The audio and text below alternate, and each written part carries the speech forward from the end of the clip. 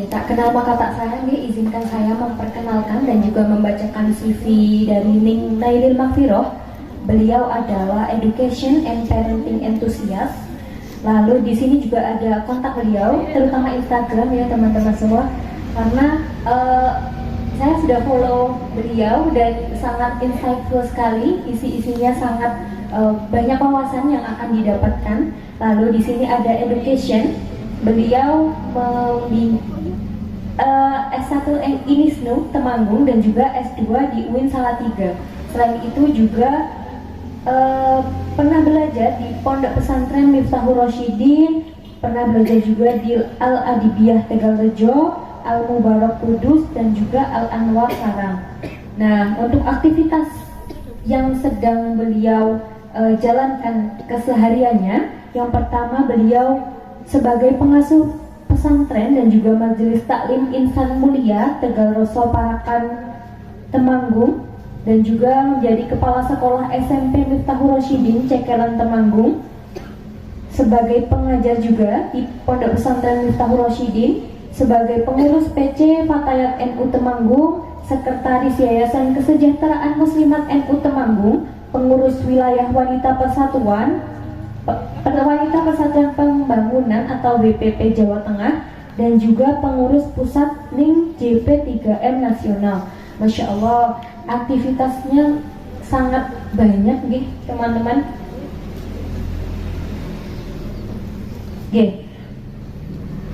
Selain aktivitas juga pengalamannya sangat luar biasa. Mungkin di samping kesibukan yang sangat banyak, beliau menyempatkan hadir di majelis ini untuk berbagi ilmunya kepada kita semua. Maka dari itu semoga teman-teman tidak menyia-nyiakan kesempatan ini. Mungkin langsung saja materi Al-Umum Madrasatul Ula kepada Ning Nailil Makfiroh. Waktu dan tempat kami haturkan. Assalamualaikum warahmatullahi wabarakatuh. Alhamdulillahilladzi kana bi'ibadihi khabiran basira. Asyhadu an la ilaha illallah wa asyhadu anna Muhammadan 'abduhu wa rasuluh alladzi ba'atsahu bil haqqi basyiran wa nadhira. Allahumma shalli 'alaihi wa 'ala alihi wa sahbihi wa sallim tasliman katsira. Amma ba'd.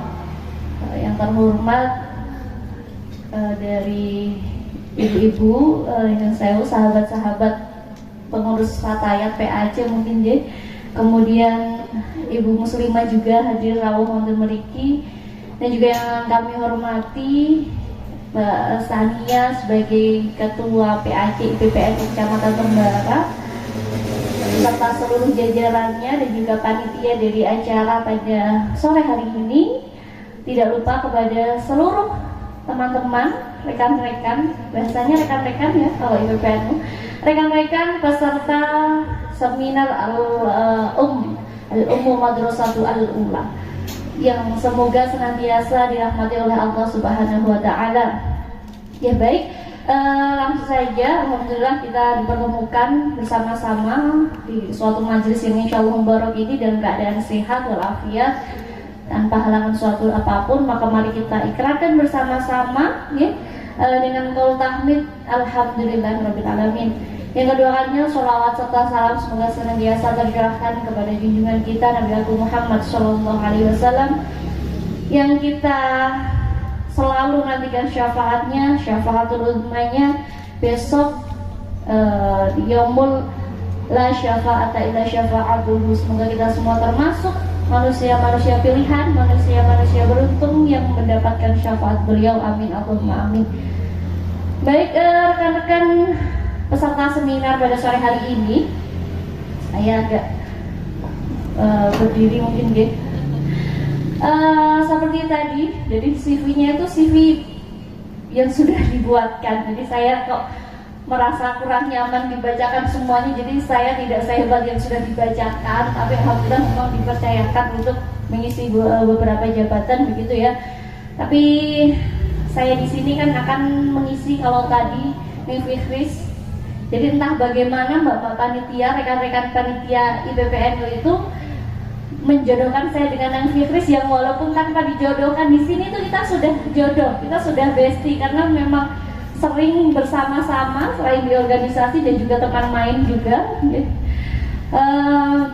Kalau tadi beliau mengisi dari fikih konteks kontemporernya ya, nanti di sini saya akan menyampaikan mungkin lebih kontekstual yang ada pada hari ini. Nah, kalau boleh tahu rekan-rekan di sini usianya berapa nih rata-rata yang hadir di sini, berapa tahun usianya? Boleh dijawab? Berapa tahun rata-rata? 17, 18, 19, 20, 21. Mengecualikan yang sahabat-sahabat ratanya dan ibu-ibu muslimah. Baik, berapa? Paling banyak rata-rata berapa? 17 tahun. Jadi masih muda belia ya, masih pelajar.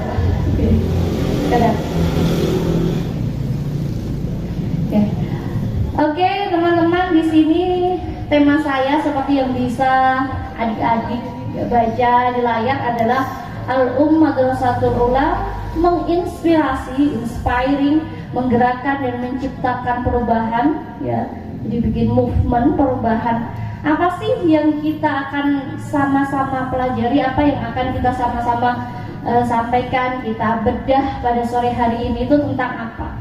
Jadi saya yakin sahabat-sahabat semuanya di sini sudah sering mendengar istilah Madrasatul Ula, bukan begitu?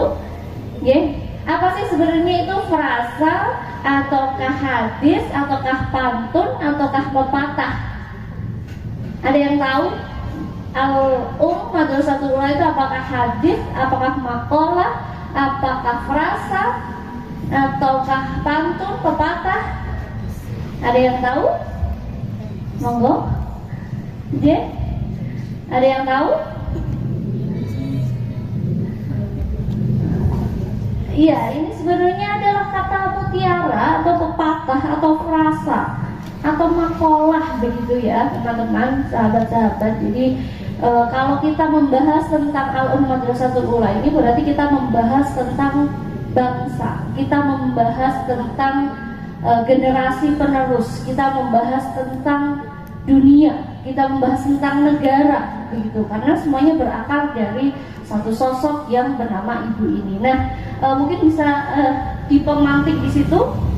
Yang pertanyaan pertama adalah teman-teman, bagaimana kehidupan perempuan sebelum masa Rasulullah atau kita sering kenal dengan masa zaman jahiliyah? Teman-teman ada yang tahu ya? Teman-teman mungkin ada yang tahu bagaimana kehidupan perempuan sebelum masa Rasulullah? Nanti jawaban yang paling tepat, paling menarik nanti dapat door prize. Door prize-nya sedang disusulkan. Tadi sebenarnya saya sudah bawa pas diantar di mobil, tapi karena langsung ditinggal lupa nggak tak turunkan. Oke, silakan. Boleh biar jadi kita ada diskusi. Boleh angkat tangannya, boleh bilang, boleh teman-teman boleh sharing, kita bareng-bareng ya. Bagaimana keadaan perempuan sebelum masa Rasulullah? Jawaban yang paling menarik, monggo, silahkan. Monggo. Mengenaskan. Oh iya, mengenaskan. Mengapa mengenaskan, Bu? Kenapa jawabnya mengenaskan? Karena perempuan tidak dihargai. Perempuan tidak dihargai. Oh, gitu. Tidak dihargai. Berarti kalau dihargai ada harganya nih, Bu. Jadi ada harganya, ada price listnya. Ya, mengenaskan kata Ibu Sinten, sahabat Sinten. Ibu sahabat Soing ya, kalau di Fatayat sebutnya sahabat Soing. Katanya mengenaskan. Mengenaskan karena tidak dihargai. Jawaban yang lain mungkin? Ya. Dari rekan kita siapa?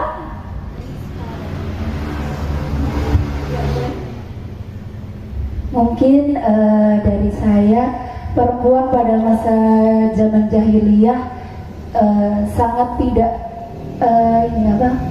tidak dihargai. Bahkan seseorang yang melahirkan anak perempuan langsung dikubur hidup-hidup.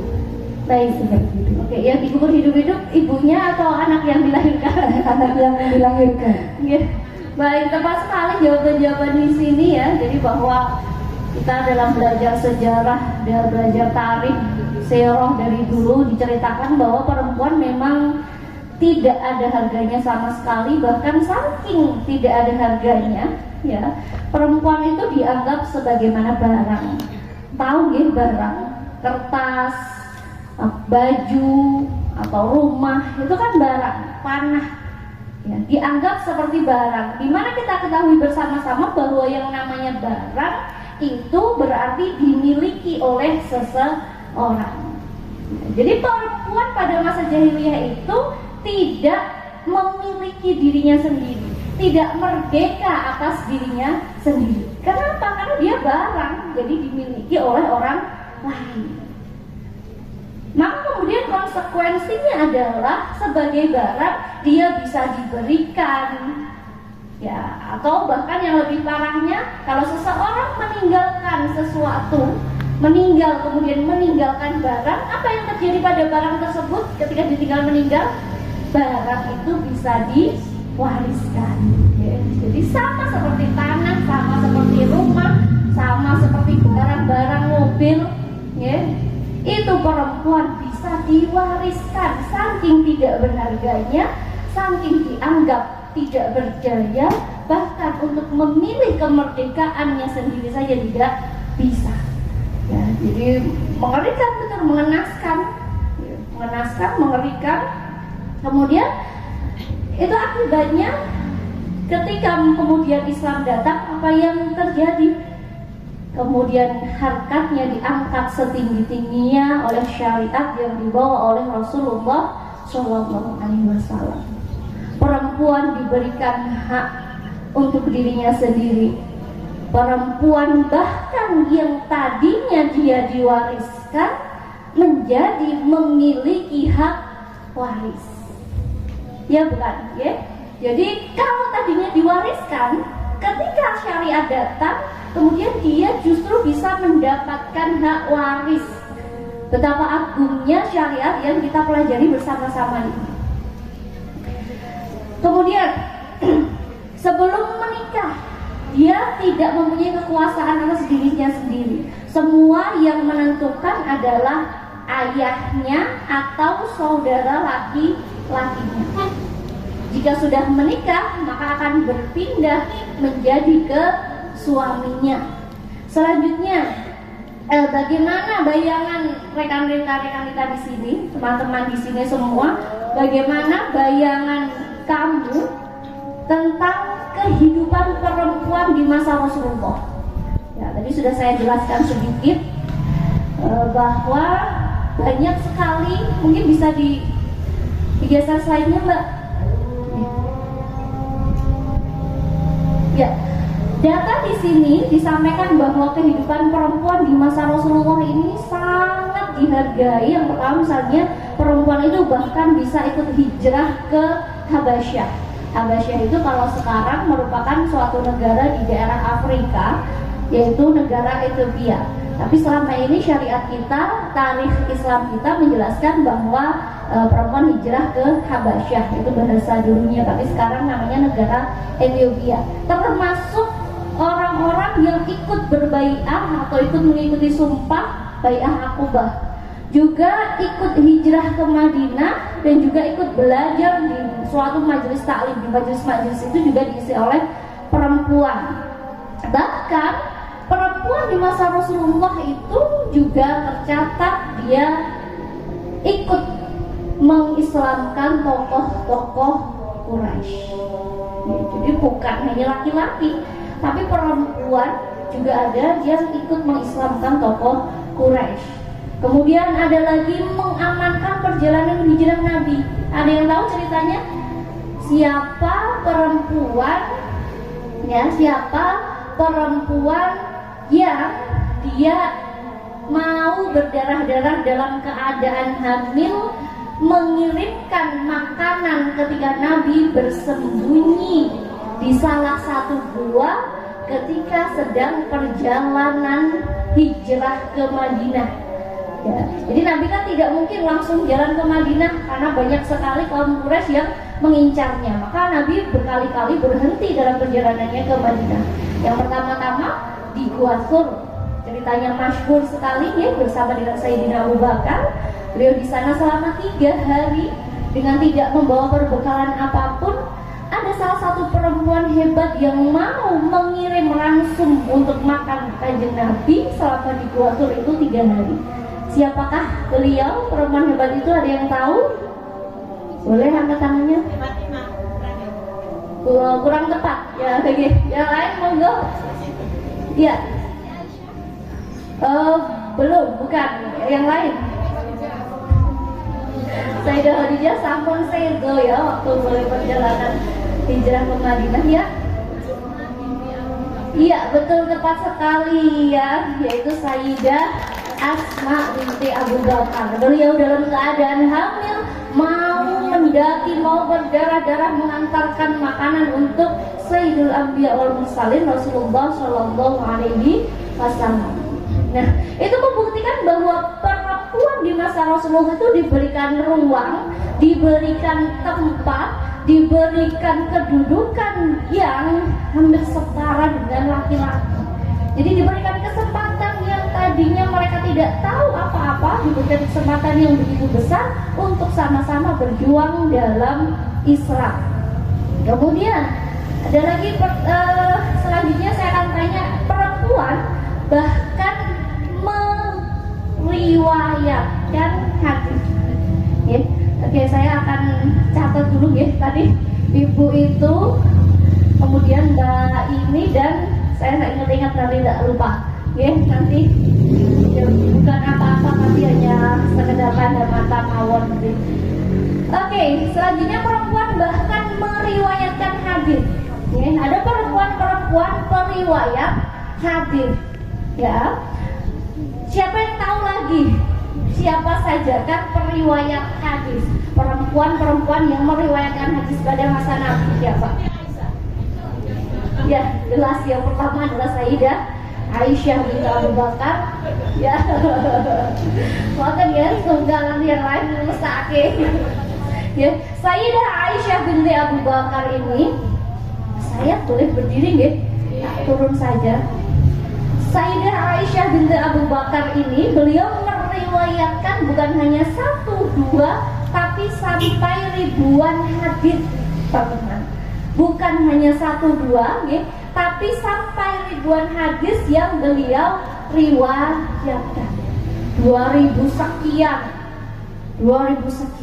Itulah kenapa Sayyidah Aisyah itu beliau dikromo, digarwo atau dinikahi oleh Kanjeng Nabi di usia yang masih sangat muda belia. Tapi itu tentu saja tidak bisa disamakan dengan zaman sekarang. Usia 9 tahun pada waktu itu tentu berbeda secara psikologis dengan 9 tahun di zaman ini. Ya. Jadi yang lain lagi, monggo, siapa yang tahu? Ya. Ummu Salamah.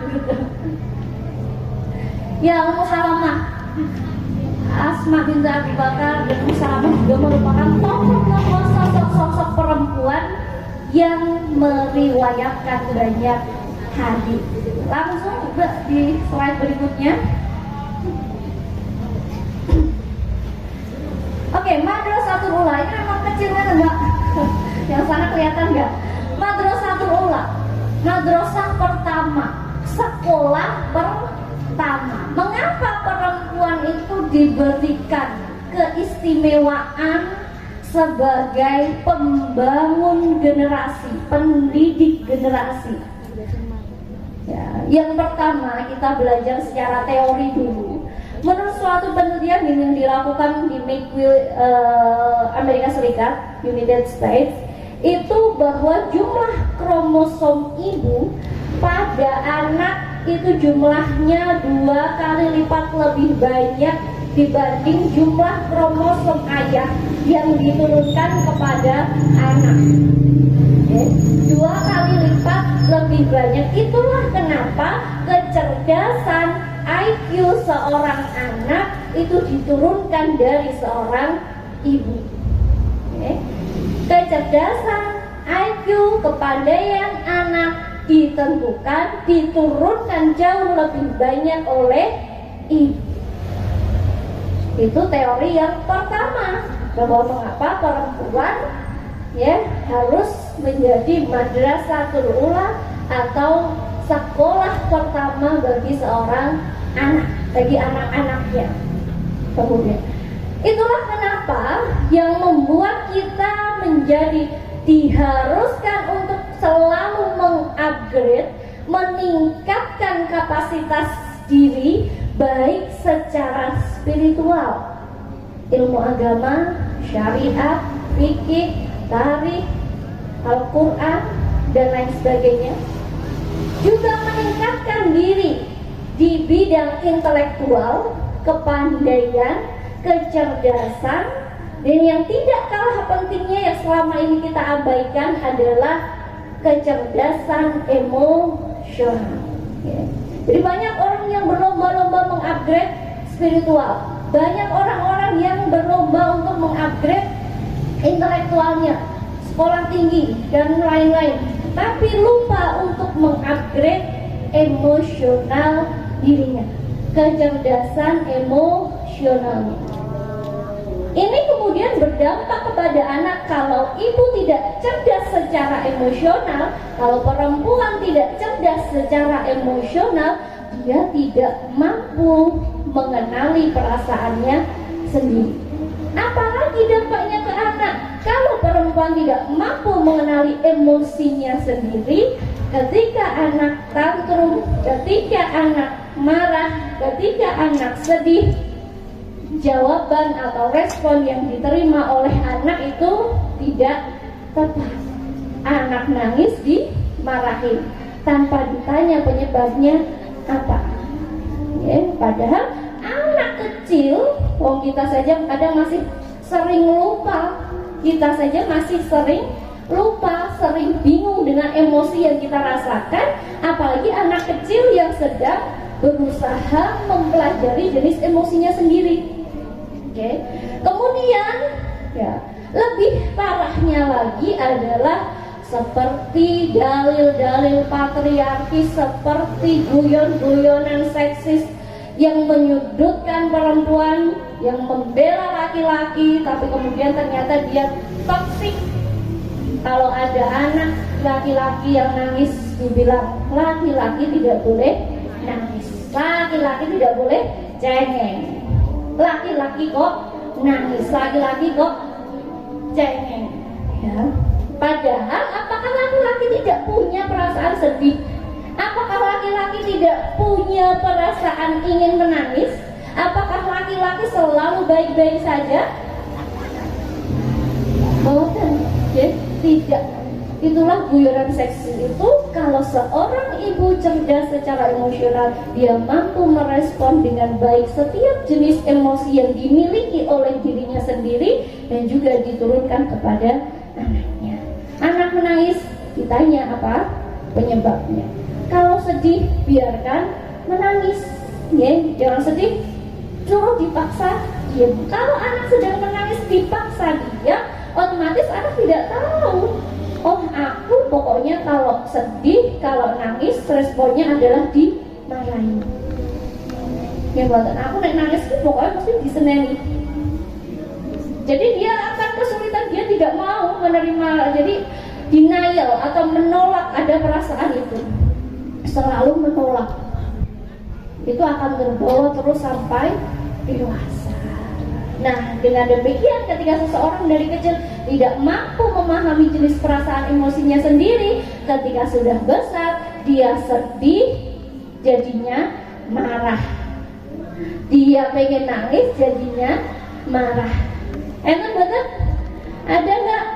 Misalnya ada nih pasangan suami istri, dia sedang ada masalah di lingkungan kerja, sedang sedih, misalnya sedang sedih. Tapi sampai rumah dia langsung marah-marah ke anaknya, marah-marah ke suami istrinya, padahal dia sedih atau dia sedang Tapi karena terdoktrin dari kecil bahwa laki-laki harus kuat, laki-laki tidak boleh nangis, itu sampai gede dia tidak bisa mendeskripsikan itu. Kalau sedih, kalau nangis berarti jadi marah. Karena pas kecil kayak gitu, kalau pas sedih dimarahin sama ibunya, oh berarti pas sedih itu saya harus marah. Sampai besar, anak istrinya tidak tahu apa-apa, jadi pelampiasan. Itu pentingnya kita belajar cerdas secara emosional. Saya pernah menyampaikan ini dulu di seminar yang sebelumnya di PPNU Tembara juga. Oke, selanjutnya di bawah relasi kesalingan. Relasi kesalingan atau mubadilah atau setara ini adalah relasi yang harus dimiliki oleh pasangan yang suami istri yang setara. Maka mengapa dalam Islam itu ada istilah kafaah? Mengapa dalam Islam itu ada istilah kufu? Kalau punya cari pasangan harus yang setara. Bukan hanya setara dalam hal harta atau wajah atau apa, tapi juga setara dalam visi dan misi. Utamanya nanti akan berdampak pada pengasuhan terhadap anak. Jadi sebaiknya Madrasatul Ula ini bukan berarti kok semuanya dipasrahkan kepada ibu, tapi juga laki-laki merupakan kepala sekolahnya lah, gampang. Perempuan itu adalah madrasah, sekolah, maka laki-laki adalah kepala sekolahnya. Tidak bisa sekolah itu disalahkan kalau anak ini misalnya ada anak yang kurang baik, ya bukan nakal tapi kurang baik, tapi juga ditanyakan kepala sekolahnya gimana nih, kok ada anak yang seperti ini. Kan kepala sekolah harus tahu semua detail yang ada di sekolah. Oke, lanjut lagi Mbak. Ya, tadi tagline-nya adalah menginspirasi, menggerakkan, dan menciptakan perubahan. Menginspirasi, mengapa perempuan harus menginspirasi? Apa yang harus dilakukan untuk perempuan agar terinspirasi? Jelas yang pertama adalah tidak berhenti belajar. Atau ini sahabat-sahabat ini kan sampun bukan sekolah, tapi tidak berhenti belajar, tetap semangat.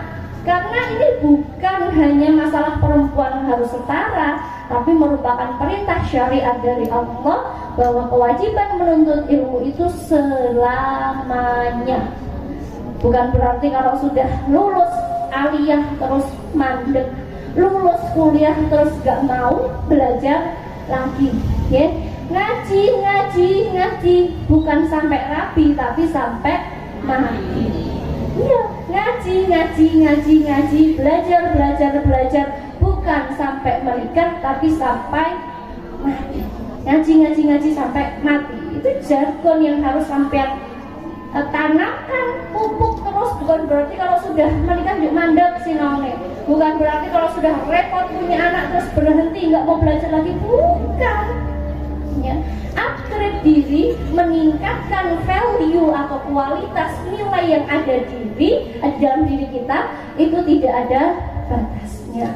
Ngapunten, saya mau matur ini kenyataan yang ada di generasi Gen Z zaman sekarang ini, atau disebut dengan generasi strawberry, jadi generasi yang disuapin terus, yang mental tempe katanya nggak mau susah, kata penelitian sekarang,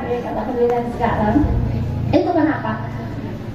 Ya, generasi yang seperti ini, generasi sekarang ini yang maunya apa-apa serba instan, apa-apa tidak mau berusaha, karena gelem kangelan, ya, kasarannya saya nggak mau kangelan, hanya fokus untuk mempercantik tampilan luar. Mohon maaf, kalau untuk beli skincare rela beli ratusan ribu, sampai nabung ora jajan, sampai pakai pay later, naudzubillah, sampai pakai pinjol, naudzubillah, ya, hanya untuk merawat kecantikan diri yang nyuwun sewu, ya, itu sifatnya hanya bertahan sangat sebentar. Ya, nek saumur sampean iki can gek mekar-mekar, can gek ayu-ayune, gek dipoles niku ora ono kitut-kitute, mboten ana keriput-keripute. Ya. Tapi itu kalau sampean hanya fokus pada kecantikan luar, kecantikan zahir saja, ya, ketika semua itu sudah hilang, nanti sampean akan tidak punya nilai apa-apa. Alhamdulillah. Kapan itu hilang? Orang suwe-suwe mbak. Saya umur 30 lebih itu sudah mulai ada keriput-keriputnya. Ambil dipacai tetap beto kalau sampean-sampean sing umur belas-belasan atau 20 itu memang sedang mekar-mekarnya. Tapi generasi kita yang sewu banget. Ini saya mengatakan apa aneh. Generasi kita memang lebih banyak ngopeni sing kaya ngoten niku. Skincare-skincarean sinau ki nomor carry sing penting bengi aja lali krim malame, serume, tonere, nggih. Niku aja sampai lali. Nek lali ku ndak apa muncul kene-kene nggih. Nek sampean hanya fokus di itu cahayu-ayu mbak-mbak, itu sampean umur 30 sudah tidak akan punya nilai apa-apa. Wes kalah kalau adik-adik usia di bawahnya yang sedang mekar-mekarnya, yang mungkin tambah tren perawakannya. Nek biyen niku koyone sak pol-pole kan facial nggih Bu. Nah iya mbak itu kan dulu sak pol-pole cuman facial. Sekarang itu ada suntik putih, suntik booster, suntik DNA salmon yang terbaru, ya. DNA salmon apalah itu. Fokus ke itu saja. Padahal saya mohon, saya titip pesan ke semua jenengan-jenengan ini untuk ayolah upgrade, ayolah fokus ke value, ke nilai diri yang tidak lekang dimakan usia. Kalau kecantikan, saya ulangi lagi, umur 30 kok isih ayu, saya ngono kirut-kirute itu wis jos. Nggih kok 35 ini wis mulai, niki saya aja udah mulai ada kerutan-kerutan di bawah mata sini itu sudah mulai ada kerutan. Kayak 30 lebih sedikit. Kalau sampai hanya fokus di situ, usia 35 sampai sudah nggak ada nilai apa-apanya sebagai seorang ayu, ya. Maka ayo kita belajar, kita nabung, kita habiskan waktu, kita habiskan tenaga untuk memberikan nilai, untuk meningkatkan value diri yang tidak lekang sampai kapanpun. Apa itu?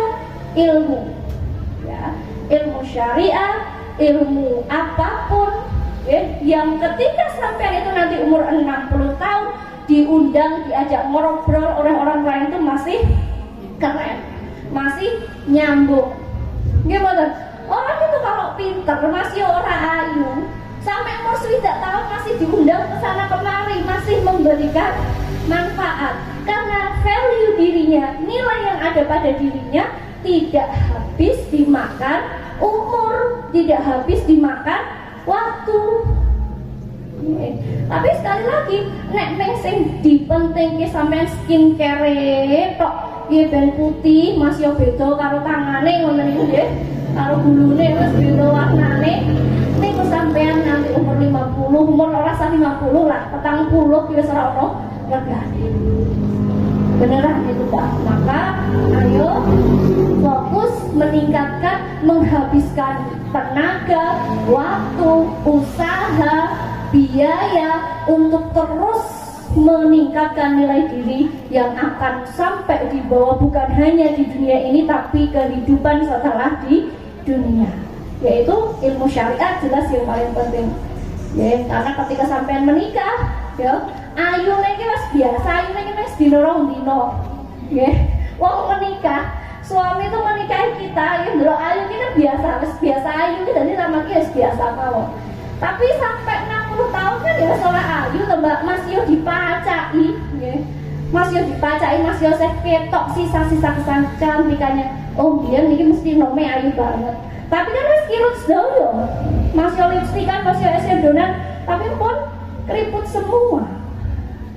Suami kita berpasangan dengan suami sampai nanti itu adalah kita akan terus bersama, komunikasi, ngobrol sing nyambung. Jadi saya orang hula-hula dan tidak ngomong niku nggih. Dari akan ngomong nggih kok saking ayune tapi tidak ngomong ki ngangong ra paham ngoten niku. Alhamdulillah ampun. Terus maka mumpung sampean masih usia segini, ayo Mbak maksimalkan otaknya, maksimalkan waktunya. Jangan cuma untuk scrolling TikTok sampai keturun. Nggih, kan sampean jelas paham lah. Saya tak scrolling TikTok atau IG story sampai keturun. Apa juga manfaatnya? Apa coba fungsinya? Oke lah kalau yang dilihat itu misalnya belajar tentang ilmu public speaking, ilmu tentang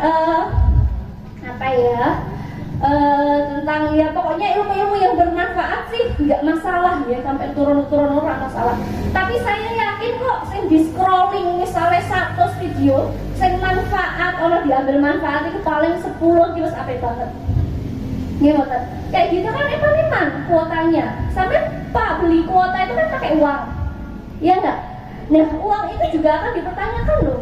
Ini untuk apa sih, dulu dipakai untuk apa? Oh ternyata hanya untuk scrolling TikTok, sing joget, sing tren-tren lah jelas ngoten niku nggih. Ini karena saya kan mesti yuk orang tua banget lah, masih tahu lah tren-tren kayak gitu nggih. Atau lihat video-video bikin itu yang sebenarnya menghabiskan waktu, tenaga, biaya dan tidak ada faedahnya.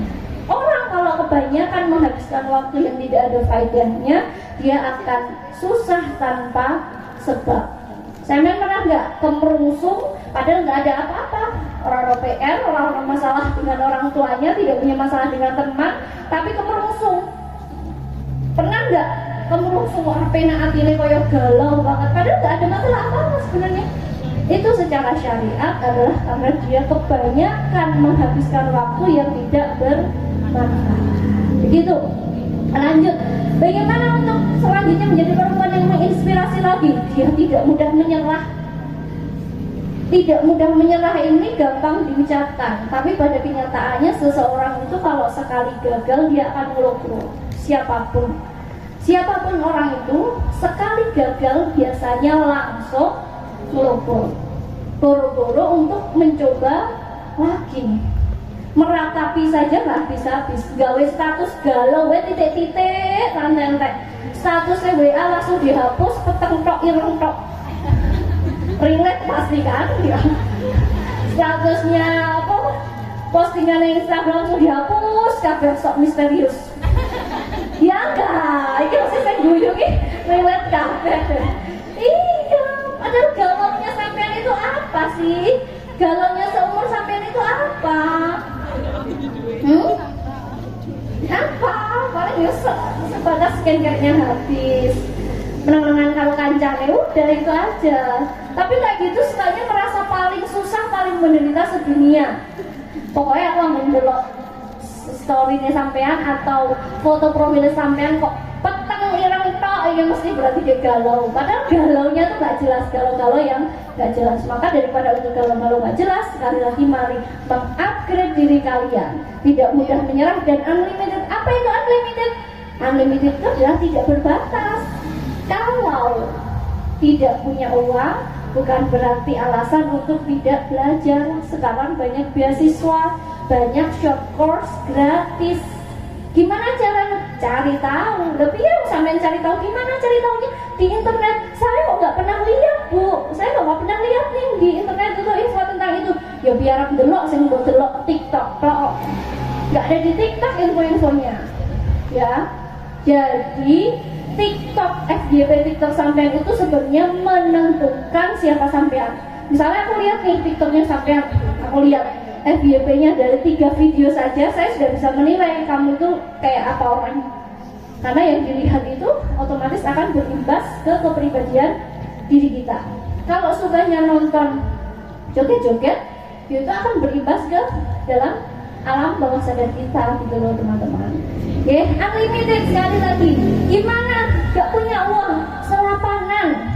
Buatan ya bu. Saat ini kan selapanan banyak di mana-mana. Daripada sampean gagal ora jelas, selapanan ikuti. Yang kontasnya kok nggak mau selapanan, ya nggak masalah. Oh di sana banyak manfaatnya, banyak ilmunya. Ada majelis ilmu kan majelis yang paling diberkahi, majelis yang paling didoakan malaikat. Maka tidak ada alasan kalau kalian itu nggak mau upgrade diri, nggak mau nambah ilmu, alasannya nggak punya uang, itu nggak ada alasan. Sekarang banyak yang bisa didapatkan dengan gratis. Kayak duit kuota, ya punya kuota daripada buat scrolling yang nggak jelas, bisa untuk ngaji online. Ya betul, ngaji online itu sekarang banyak, asalkan yang jelas sangat keilmuannya. Oke. Itu penting sekali. Kemudian ini tadi everlasting value sudah saya jelaskan, atau value nilai diri yang tidak habis dimakan oleh usia. Kemudian menangkap dan menciptakan peluang. Menangkap dan menciptakan peluang, bagaimana caranya? Menangkap dan menciptakan peluang. Kalau tadi gagal, ya, tidak bisa ikut, maka udah kita bikin sendiri. Aku kok ikut ini kok gagal. Terus sampean gimana caranya? Ngomong-ngomongan kali kancane, bikin circle yang bagus. Ayo kita bikin forum yang isinya bukan cuma nongkrong-nongkrong, tapi misalnya apa? Istighosah bersama. Itu namanya menangkap dan menciptakan peluang.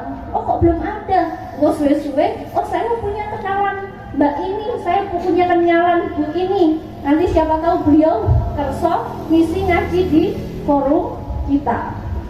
Awalnya baru 5 orang, lama-lama bisa 10, 20 sampai 100 orang. Itu menciptakan peluang, peluang ngaji, peluang istighosah, peluang ziarah, ya. Oke, nek dolan aja mek dolan tok. Kan misalnya dolan ning Atos ki dhewe. Oh, dilihat dalam perjalanan ke Atos itu ada berapa makam wali yang kita lewati. Ditambah, oh ya wis ben ora mek dolan-dolan tok, mampir teng ngene Pare, Tidak Muhammad atau teng ngene Payaman, kan ada Payaman, teng ngene Romagung, atau sebelahnya ngene Mbah Kulhu. Ya, itu ada. Jadi biar setiap sesuatu yang sampai lakukan itu namanya menciptakan peluang yang tidak berlalu atau sia-sia begitu saja. Selanjutnya adalah menjadi perempuan yang inspiratif. Itulah dia harus inklusif. Inklusif itu dia merangkul semua golongan. Ojo sing sugih-sugih tok sing dikancani, ojo sing ayu-ayu tok sing dikancani, tapi bisa bergabung dari level manapun, itu bisa nyambung. Diajak makan di kaki 5, ayo. Tapi makan di hotel bintang 5 ya ora di sini-sini. Jadi inklusif. Di sini ya bisa menempatkan diri, di sini bisa, di sini bisa. Nah, kalau sudah begitu dia sudah tidak pede kan. Sampai kan kadang ada perasaan tidak pede. Kepengen jajan karo iki tidak pede. Nah, itu harus dibuang, karena kalau kepengen dapat ilmu, kepengen dapat manfaat dari seseorang, itu harus menghilangkan rasa malu dan tidak pede. Apa aku ning ngene niate arep golek manfaat, arep ngalap barokah, arep golek ilmu saking ngono iki, maka sudah jejeri gitu, asalkan orang itu ada manfaatnya. Selanjutnya Mbak, nah sampai di slide terakhir itu adalah movement atau menciptakan, bergerak dan menciptakan perubahan. Nah, perubahan ini dimulai dari mana? Yang pertama, keluarga. Sampai punya keluarga kan? Punya keluarga, punya orang tua. Ketika sampai merasa, oh saya ini nggak bisa nih berubah sendiri, nggak bisa. Orang itu yang berubah sendiri, dia akan banyak sekali rintangannya, akan terpengaruh, balik lagi. Nah, maka kita akan berusaha mencari support system dari orang-orang terdekat. Siapa support system orang-orang terdekat? Tentu keluarga. Walaupun di masa-masa umur-umur saat sampean iki itu lebih asik, lebih seru ketemu konco-konco daripada kumpul-kumpul keluarga dengan bapak ibu atau arisan keluarga atau selapanan keluarga. Itu masih seru, saya senengi tulan-tulan. Tapi ketahuilah bahwa support system terbaik, support system terhebat yang mendukung sampean bukan hanya secara zahir tapi juga batin, itu adalah keluarga. Bagaimanapun ketika sampean kok ngomong, wah ini sahabat rasa saudara, tetap beda dengan saudara yang kandung. Gimana? Jangan sampai bilang, wah ini sahabat ngumpuli saudara. Tidak mungkin. Sahabat itu tetap orang lain. Ya oke lah, kita pas apik. Tapi ketika pas nggak baik, ya sudah, untuk kabeh. Dia akan keluar semua aib-aib kita, akan diceritakan ke orang lain. Tapi kalau keluarga tidak. Keluarga itu tempat kita selalu pulang, mau sejatuh apapun, mau senangis apapun, mau sesedih apapun, yang bisa menerima kita selalu hanya keluarga. Percaya Mbak, yang sampai tidak percaya, buatan ibuku ki jangan nyerak gaul kok, aku nek ngomong-ngomongan ki mah orang yang diseneni wae misalnya. Ya itu oke, ibu saya dimaklumi, saya harus maklumi. Oh, ibu saya dari generasi dulu, dari zaman biyen, aksesnya untuk mempelajari ilmu-ilmu tentang parenting zaman sekarang tidak semudah kayak zaman dulu, tidak semudah beliau untuk mempelajari parenting seperti kita. Kita bisa googling bagaimana cara meredam emosi, bagaimana cara mengendalikan emosi. Tapi orang tua kita dulu tidak semudah itu dalam mendapatkan akses informasi. Maka maklumilah kalau orang tua itu tidak sesuai dengan teori-teori yang ada sekarang. Oke? Kita yang harus mengerti. Gak mungkin orang tua dipaksa, ibu tak delok iki, kudune nek sampeyan arep nesu-nesu iki delok iki. Ngene iki kudune cara meredam emosi. Gak bisa kayak gitu ke orang tua. Dosen mau sampean sekolah malah ngene sampeyan nek nesu-nesu gitu menurut teori zaman saiki berarti sampeyan ini menderita luka masa lalu. Oh, itu gak bisa kayak gitu. Kita yang harus banyak maklumnya. Nah, gerakan itu tadi ya, perempuan menginspirasi ketika dia sudah dapat support system dari orang-orang sekitarnya, dia nanti akan mempengaruhi orang-orang di sekitarnya.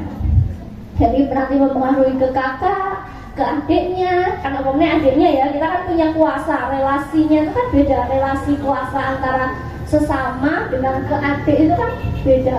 Maka kita kalau adik bisa ngajarin, bisa ngasih tahu yang baik-baik, itu kita jadi orang yang berpengaruh. Selanjutnya ke anak, ya kan sampai nanti calon ibu semua, ya semuanya calon ibu. Nah ini perempuan yang hidup dengan Al-Quran, dia akan menyuapi anaknya dengan apa? Al-Quran. Perempuan yang hidup dengan ilmu, dia akan menyuapi anak-anaknya dengan ilmu. Perempuan yang belajar tentang kedokteran, dia akan mendidik anaknya dengan ilmu kedokteran. Nah, itu tadi. Kemudian sampean kembali lagi, sampean ingin menyuapi apa ke anak-anak? Ingin menyuapi dengan ilmu yang manfaat, berarti sampean harus punya dulu. Sampean bayangke toh, sampean arep dulang kok orang duwe sing didulang niku pripun? Gak bisa kan? Kepengen dulang tapi sing didulangnya ora ono. Maka nggak bisa kayak gitu.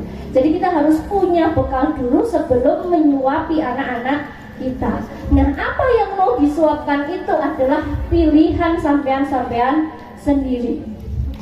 Oke, kepengen dulang Al-Quran berarti sampean juga harus berbekal Quran. Nek nggak punya bekal apa-apa, ya rasul dulang apa-apa. Kalau anak nggak ditulang apa-apa, terus gimana? Dia akan mencari sosok lain di luar keluarga. Dia akan lebih nyaman dengan orang-orang di luar keluarga. Itu resiko, itu konsekuensi ketika kita tidak bisa memberikan yang terbaik untuk anak. Oke, kayaknya itu ya. Oke, terus make your own positive circle. Ya, kita bisa memilih dengan siapa kita berteman. Maka kalau sampean merasa lingkungan sampean itu, teman sampean itu ada yang gak enak, nek muni toksik kok koyo jahat banget ya.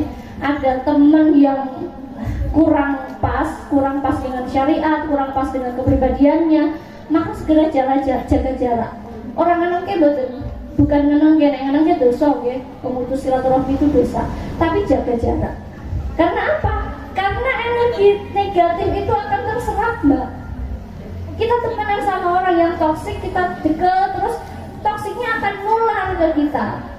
Maka kalau kita merasa, oh aku kok kena ngomong kalau ini kumpul-kumpul karo ini kok jadinya nggak enak ya, maka itu sampean harus jaga jarak. Kasihan sampean yang sedang membangun nilai diri harus bertemu, harus berinteraksi dengan orang-orang yang yang kurang baik. Terus saya ingin nih, kok lingkunganku kok kayaknya api-api kabeh nggih. Lingkunganku kok orang yang toksik, misalnya saya berpikir begitu. Oh, jangan senang dulu Ferguson. Nek ono lingkunganku kok api-api kabeh ya. Jangan senang dulu. Ketika sampean merasa lingkungan sampean itu semuanya baik, yang harus introspeksi adalah diri kita. Oh, jangan-jangan malah aku sing toksik. Nyatanya lingkungan sekitarku api-api kabeh kok. Jangan-jangan aku yang toksik. Jadi kadang orang tuh kayak gitu nggak sadar. Wah, lingkungan gue api kabeh kok, api kabeh. Aku nggak punya teman toksik. Oh, ternyata dirinya sendiri yang toksik. Alhamdulillah. Itu nggih. Jadi mama, sekali lagi dari semua yang sudah saya sampaikan tadi, saya sangat berharap banyak yang bisa dipraktekkan, banyak yang bisa diamalkan, bukan sedikit. Kalau saya orangnya demanding, saya orangnya menuntut. Kalau orang-orang kan biasanya bunyi-bunyi nek ngaos supaya semoga meraketang sekedhi, mboten ketang sekedhi saged dipendet manfaatnya. Tidak, saya tidak sedikit.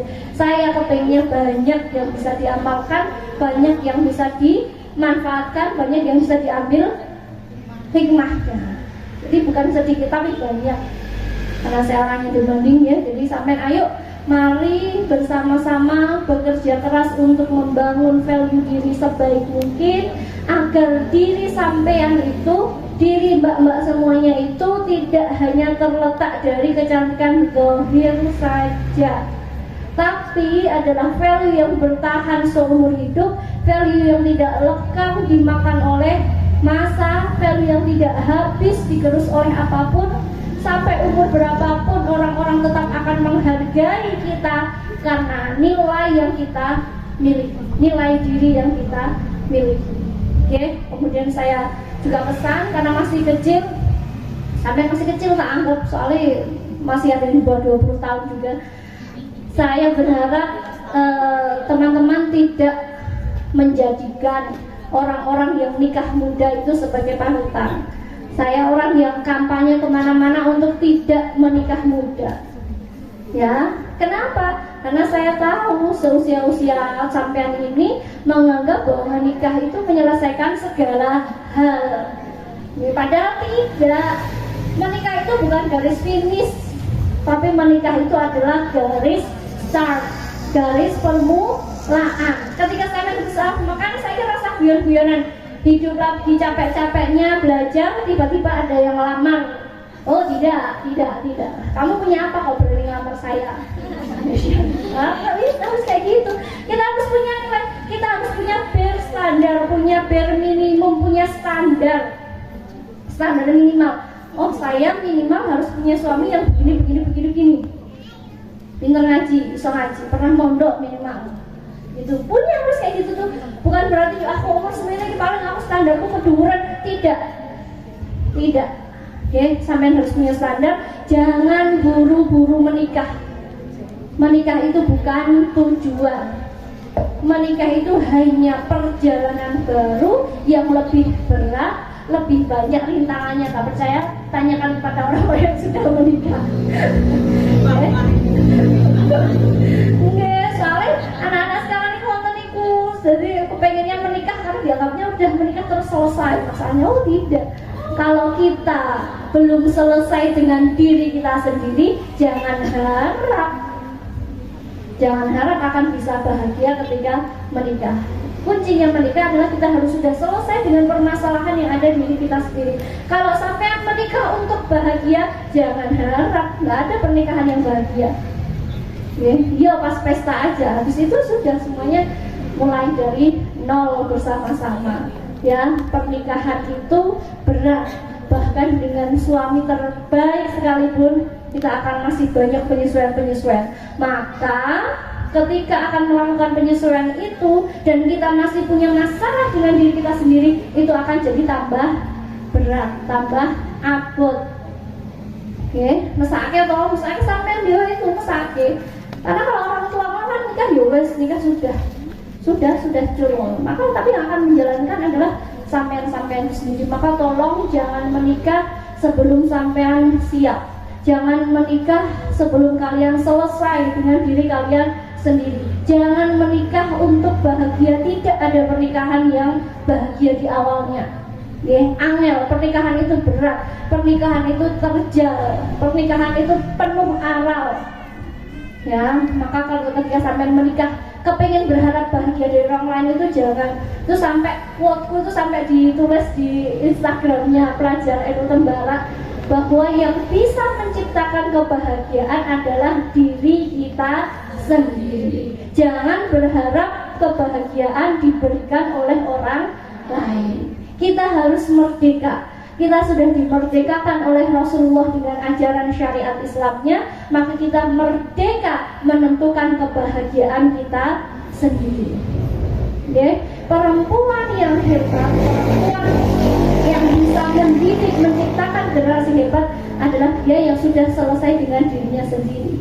Jadi yang bikin dia bahagia itu bukan kalau pas ditemoni pacare, bukan kalau pas dipuji garwane, tapi aku bahagia karena diriku sendiri.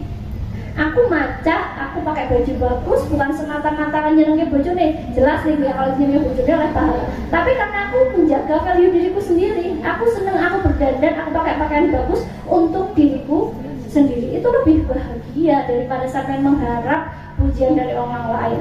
Karena kalau kita mengharap ke orang lain itu yang ada hanya kecewa. Sumber segala kekecewaan adalah berharap pada makhluk. Maka nek pun wonten, maka jangan pernah berharap apapun dari makhluk. Itu adalah awal mula kebahagiaan kita. Jangan pernah berharap kepada makhluk. Nah, apa sih yang suka bikin kita kecewa? Adalah tentu berharap pada makhluk. Jadi itu ya teman-teman, ini sampai ngos-ngosan loh. Jam berapa ini?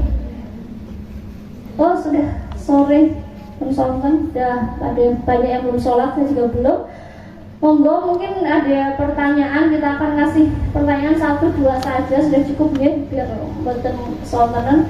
Monggo ada pertanyaan atau mungkin ada yang mau kasih closing statement, ada yang mau kasih simpulan. Monggo. Tadi mana Mbak Terung doorpressnya tadi? Ya monggo. Ada yang mau ditanyakan teman-teman? Mbak saya yang kasih. Ya ada ibunya Fatayat di bawah saya. Yang Fatayat sing Bu Sina Aspare? Bu Soim. Berdiri aja Mbak.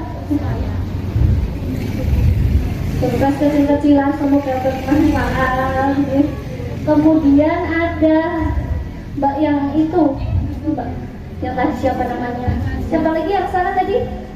Dengan ya, oh ini spesial nih parfum, ini saya beli di pas umroh kemarin dari Mekah, ini asli, monggo sudah bermanfaat. Dan ada lagi mungkin ada pertanyaan? Ya, monggo.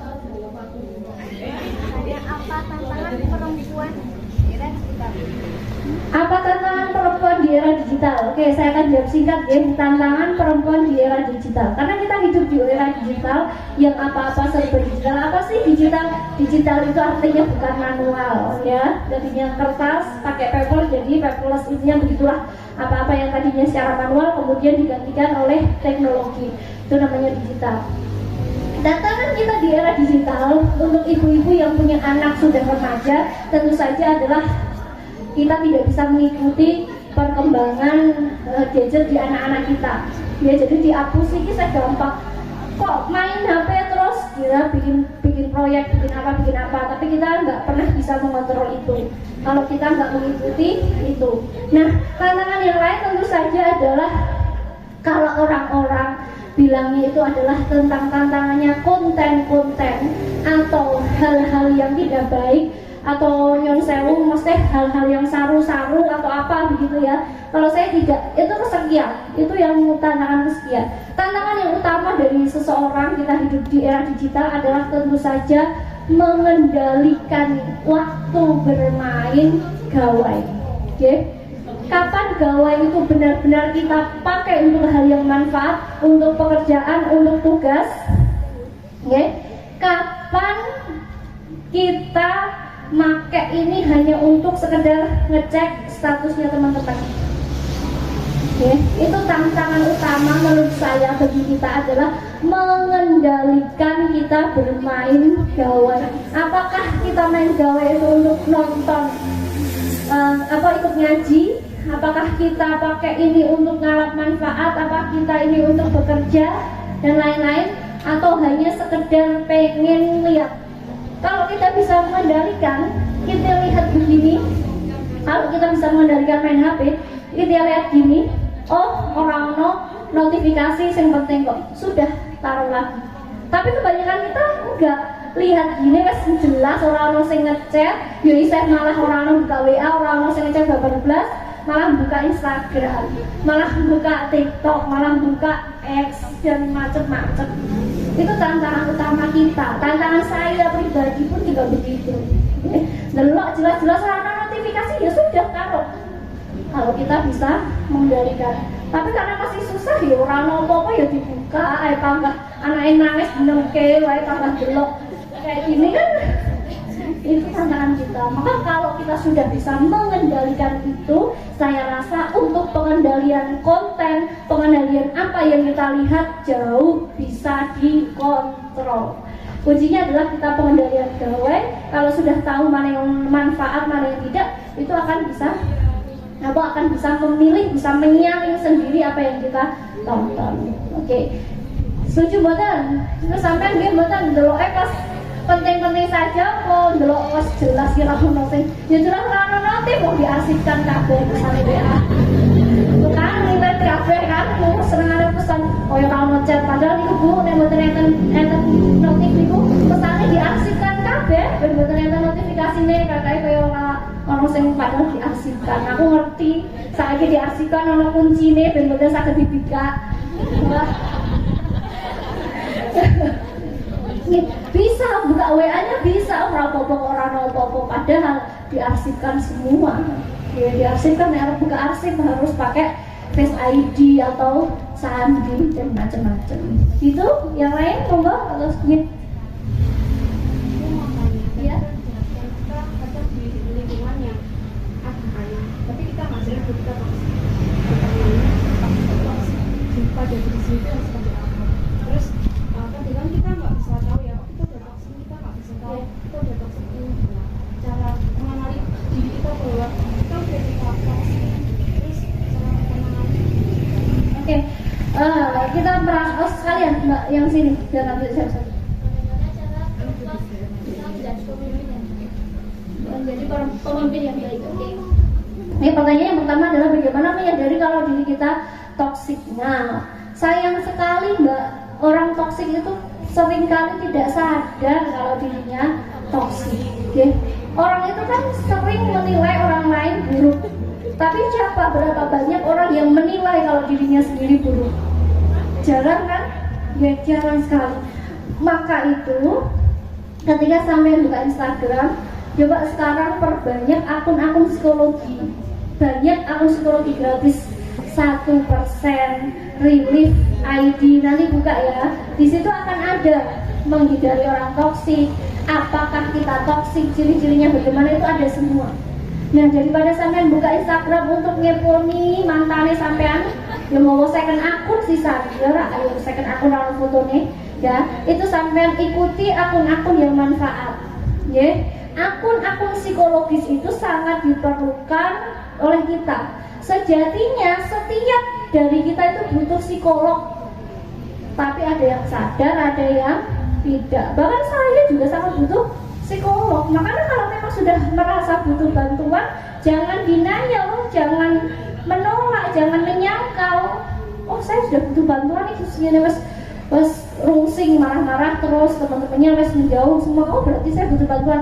Nah kalau sekarang saya mau ke psikolog itu samar diarani dan wong nek ning lingkungannya dhewe nek ning psikolog itu masih diarani stres, gak jelas, depresi, masih dianggap gila.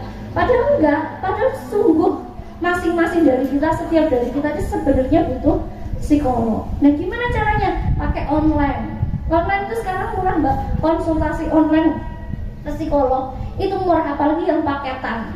Kayak gitu kita bisa pakai video call, konsultasinya pakai video call, atau kalau malu bisa pakai chat. Tapi kalau chat tentu hasilnya berbeda dengan yang video call, karena kalau video call kan psikolognya bisa lihat ekspresi wajah kita berbeda dengan hanya tulisan. Ya, itu patut sekali dicoba. Ya, kalau kita merasa butuh bantuan, atau kalau tidak ya minimal sampean sering membuka akun-akun tentang psikologi di Instagram. Itu sangat bermanfaat. Manfaat kok. 1% ID ada, relief, terus Aji Santoso Banyak nanti kalau sampai sekali mengikuti 1% gitu ya, namanya 1% di Instagram. Nanti akan lama-lama kan kita akan disarankan akun-akun yang serupa kok. Nah itu nanti kayak gitu. Orang toksik nih, Bu, sayang sekali tidak pernah merasa kalau dirinya toksik. Nah, kecurigaan atau yang paling gampang dinilai adalah tadi yang saya sampaikan, ketika orang di sekitar kita itu semuanya baik. Itu sangat besar kemungkinan 90% lebih diri kita yang toksik. Nah, kita cari apakah orang-orang itu senang kalau kita datang. Bagaimana reaksi orang-orang kalau kita datang? Apakah menyambut dengan gembira atau susah atau malas? Itu jelas. Kalau orang toksik itu orang lagi ketok ayang-ayang itu, wes ngomongin malas. Ya, itu kita bisa nilai sendiri. Oh, aku kok anak ketemu kayak ini mau kayak kumpul-kumpul, buyu-buyu, ngekek-ngekek, kok pas aku ketemu kok langsung beda ya, kok langsung beda suasananya ya. Itu kemungkinan yang pertama. Yang kedua tadi, yang pertama orang-orang sekitar kita kok api-api, yang ternyata yang lainnya yang ternyata di kita toksik. Yang kedua itu tadi, bagaimana ekspresi orang-orang kalau kita pas datang, apakah menyenangkan, apakah menyambut. Ya ini kayak ngendikannya Habib Syekh kan gampang. Jadi termasuk wong sing api atau enggak itu kan gampang dinilai. Kalau kita datang, orang-orang menyambut dengan bahagia, berarti kita orang baik. Tapi kalau orang datang, wong ujung-ujung wes sepek, males, nah itu berarti kita orang yang kurang baik. Nah itu sih awal-awalnya. Nanti untuk tanda-tanda toksik yang berikutnya sampai bisa cari sendiri, teman-teman bisa cari, biar kalau kita tahu oh toksik itu seperti ini, minimal kita jadi bisa menghindari sikap-sikap itu. Kemudian cara menjadi pemimpin yang baik. Nah, kulukum ro'in ya, setiap sampean adalah pemimpin, bahkan pemimpin untuk diri sendiri. Nah, orang bisa menjadi pemimpin yang baik, bisa memimpin orang-orang dengan baik kalau dia bisa memimpin dirinya dengan baik. Okay.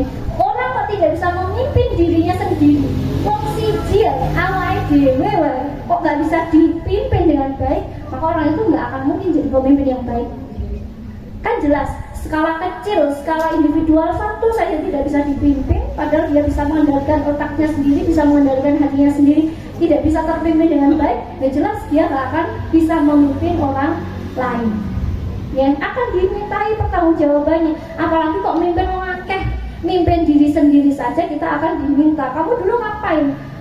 Kok kamu kok ada gini? Kok kamu membiarkan hatimu ikut jelek? Kok membiarkan hatimu gampang terhasut? Kok membiarkan hatimu mudah iri? Itu akan dimintai pertanggungjawabannya. Kamu punya otak loh, otakmu kok nggak dipakai untuk menyeimbangkan hatinya? Kamu punya akal untuk berpikir, kok nggak dipakai untuk menyeimbangkan perasaannya? Okay. Maka itu menjadi pemimpin yang baik, yang jelas pertama harus bisa memimpin dirinya sendiri. Bagaimana memimpin dirinya sendiri? Mampu mengendalikan dirinya sendiri untuk menuju arah yang baik atau arah yang buruk. Gampang kok, wong itu anggar gampang dijak apik, berarti dirinya baik. Okay. Tapi kok angel banget kon sholat wae angel nggih. Sholat lho padahal sholat dhewe apa meneh sholat jamaah ke masjid ya.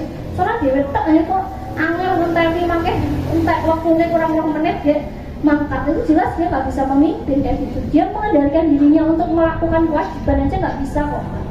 Oke.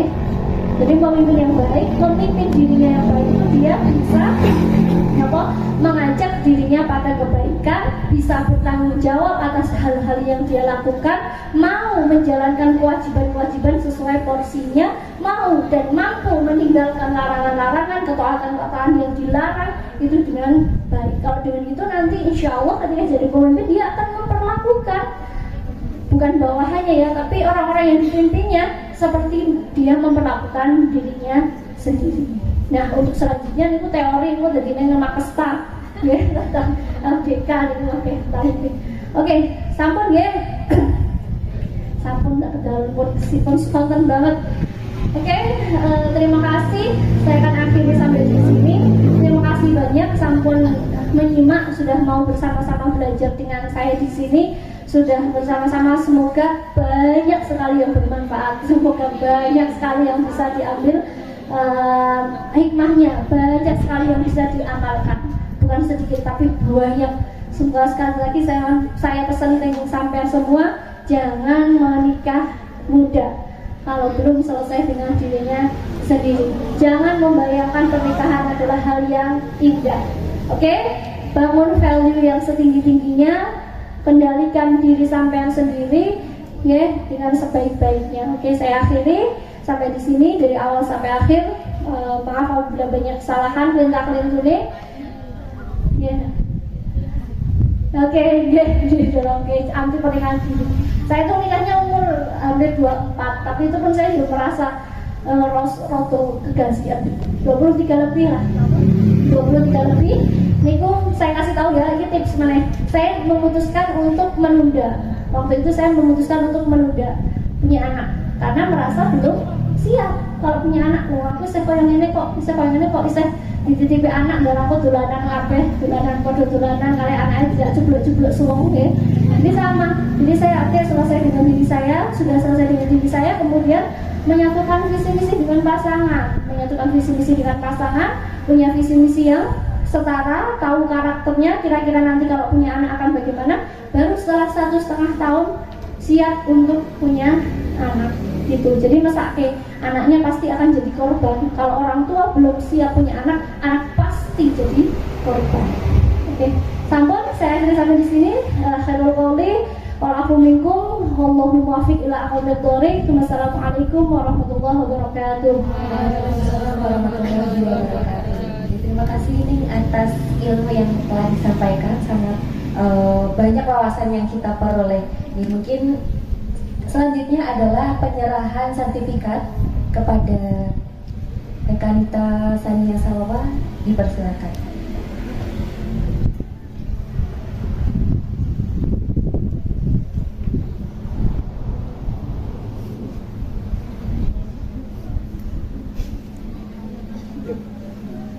Satu, dua, tiga. Ulang. 1, 2, 3. Sama. Ya, tepuk tangan saya lagi teman-teman dan rekanita semua. Baik, karena sesi diskusi pada sore hari ini telah usai, izinkan saya membacakan kesimpulan ngaji dan juga diskusi pada sore hari ini. Mungkin yang materi pertama tadi terkait darah yang keluar itu dibagi menjadi 3, ada haid, nifas dan juga istihadah. Dan yang perlu diingat bahwa haid itu minimal 1 hari 1 malam kalau terus menerus dan 24 jam apabila terputus. Lalu maksimal haid itu 15 hari 15 malam dan rata-rata haid 6 sampai 7 hari. Sedangkan untuk suci minimalnya 15 hari 15 malam, maksimal suci itu tidak terhingga gitu. Lalu rata-rata suci biasanya 23 hari. Lalu warna-warna haid ada hitam, merah, coklat, kuning, dan keruh.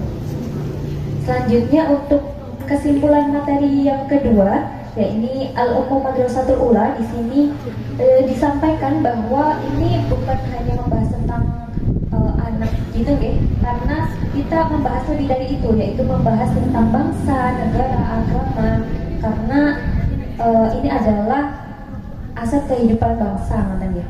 Lalu jumlah kromosom ibu itu 2 kali lipat, dan itulah mengapa kita harus mengupgrade diri secara spiritual, intelektual, dan juga emosional. Lalu kita juga harus berrelasi setara dengan laki-laki. Ada quotes juga, yaitu seperti Al-Ummu Madrasatul Ula wal Abu Madiruha katanya.